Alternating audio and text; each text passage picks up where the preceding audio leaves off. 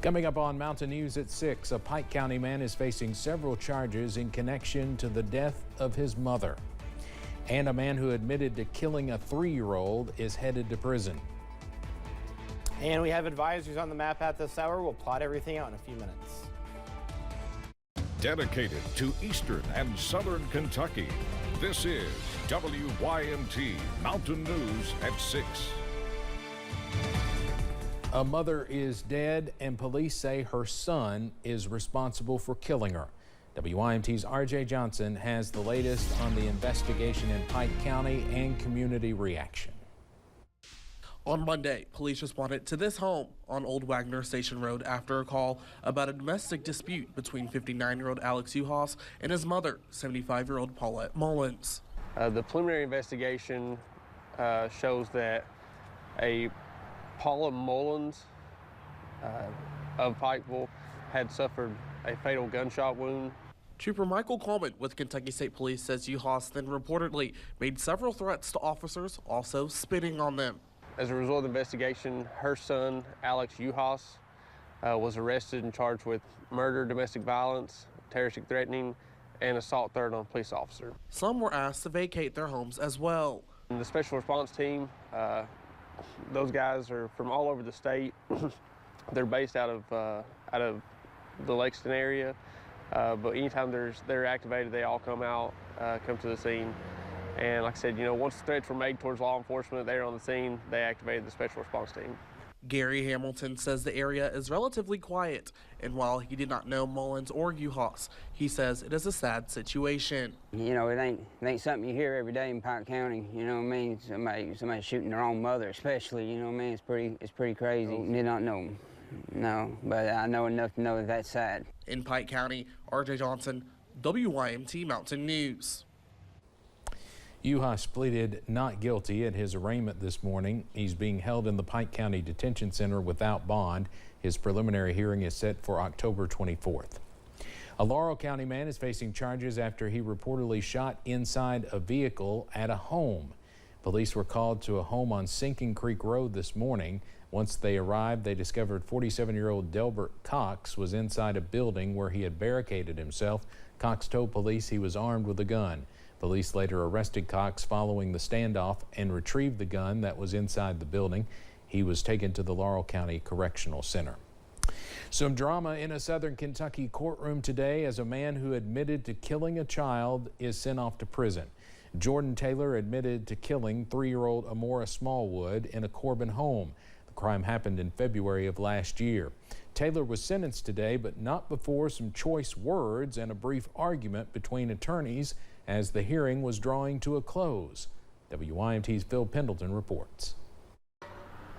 Jordan Taylor had little to say as he was sentenced Tuesday to life in prison. Anything else, Mr. Taylor? Do you have anything? No, I'm good. Ladies, gentlemen. Taylor admitted to strangling and killing 3-year-old Amora Smallwood, his girlfriend's daughter. What else could he be? I mean, he's a monster. He got a sentence he deserves. To the extent we can give him that in this building. Had this case gone to trial, there would have likely been some very graphic and detailed evidence as part of this case. Evidence that the prosecutor says would have been very troubling for jurors, relatives, and others to deal with. He says the plea deal means that all of that can now be kept out of the courtroom.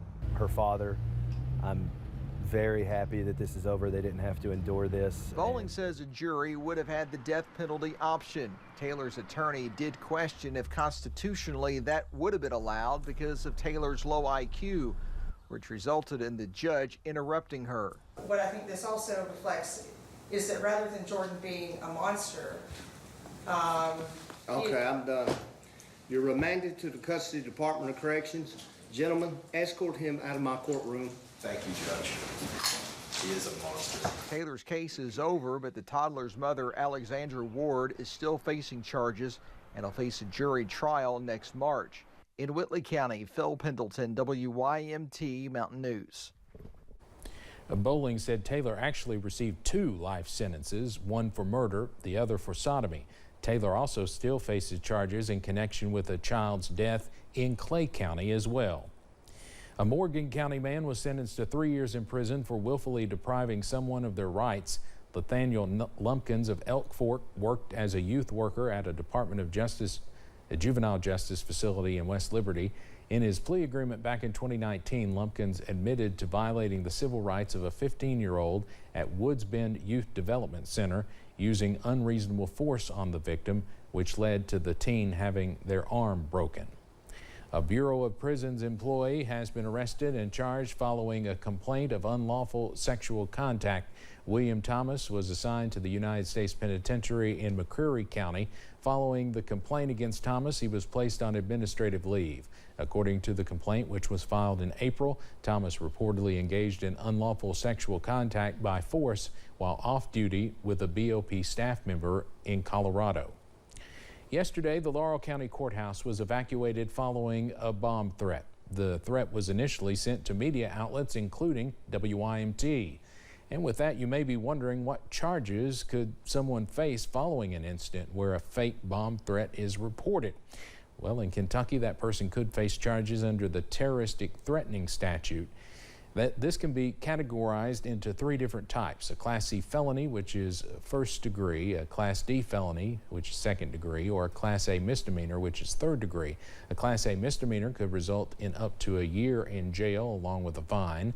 A Class D felony could result in anywhere between 1 to 5 years in prison with a fine. And a Class C felony could result in the vicinity of 5 to 10 years in prison with a fine. And as of last check, no arrests have been made in connection with the bomb threat. All right, so we're going to split the forecast in 2 parts. We're going to talk about the advisories, and now that's in effect for tonight going into tomorrow. And then the next check weather, we'll talk about the ones for tomorrow night going into Thursday. So let's talk about what's going to happen tonight. We have a freeze warning in effect. This starts later on and goes until 9 a.m. for Lawrence County. The frost advisory is in effect for almost everybody in the WYMT viewing area. This starts at 11 o'clock tonight and goes until 10 o'clock tomorrow morning. Take a look outside. It is raining. It's actually coming down pretty good here at the WYMT studios. We are seeing temperatures right now in the 40s, even low 50s. 50 in Monticello, otherwise 46 in London, 45 Somerset, 44 Manchester, 43 in Hazard, 42 is the current temperature in Pikeville.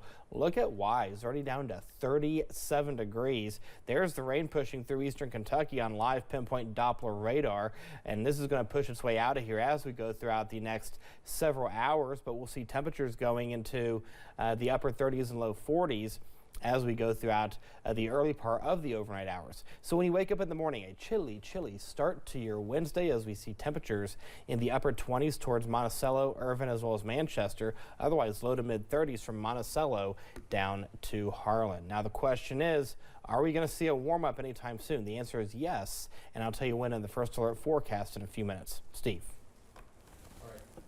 Eric, thank you. A reminder again that our parent company, Gray Media, is teaming up with the Salvation Army for hurricane relief efforts. You can make a financial donation by going to floridastormrelief.org. Just scan the QR code on your screen and you'll be directed to the right website.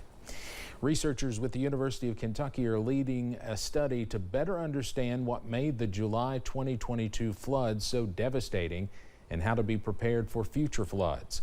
The study will look at long-term data gathered from UK's Robinson Forest. Researchers say the study hopes to result in better early warning systems to help people evacuate communities before flooding gets worse. We will be focusing on analysis of long-term data from UK's Robinson Forest. We've got about 50 years of stream flow data and precipitation data. So we'll be working to analyze those data to better understand how precipitation and stream flow are changing over time, potentially as related to climate change. The project funding also includes outreach to Eastern Kentucky middle and high schools to support science and education programs. There are still a few months before Kentucky's next legislative session, but that does not mean Kentucky lawmakers are at a standstill. One lawmaker is working on a bill that would hold legal guardians civilly liable for damage caused by a firearm in the hands of a minor. The latest draft of Republican State Representative Kim Banta's bill says civil liability would pertain to parents and guardians who allow a minor in their care to have access to a firearm. Not telling you have to lock it up. I'm just asking people to think about it and know that if your child takes a gun and shoots the neighbor's dogs, that you're going to have to probably buy them a new dog. Well, there have been a few high-profile cases of parents being held criminally accountable for damages caused by their child using a weapon, such as the case of school shooter Ethan Crumbley's parents in Michigan. This bill would not cover the same ground. Kentucky State Senator Johnny Turner of Harlan County will now be running unopposed in the race for the 29th Senate District. According to the Secretary of State's website, independent candidate David Seward has officially withdrawn from the race. Senator Turner says he wishes Seward and his family well in all of their future endeavors. Turner continues to recover from injuries sustained last month during a lawnmower incident. A forum is being hosted for state representative candidates in the 84th District and Commonwealth's attorney in Perry County. Candidates for the 84th District, incumbent Chris Fugit and challenger Zach Hall, were invited to attend the event. The candidates for Commonwealth's attorney, Jonathan Wilder and John Hanson, were also invited. This is happening right now at the Perry County Public Library. We hope to have coverage tonight at 11. All right, headlines for tonight. Advisories will go into effect this evening. Overnight lows will be near freezing, but a gradual warm up as we go into the weekend. We'll talk about that in a few minutes. Stay with us. And there is a new sheriff in Letcher County. We'll hear from him for the first time about his goals for the department and the community.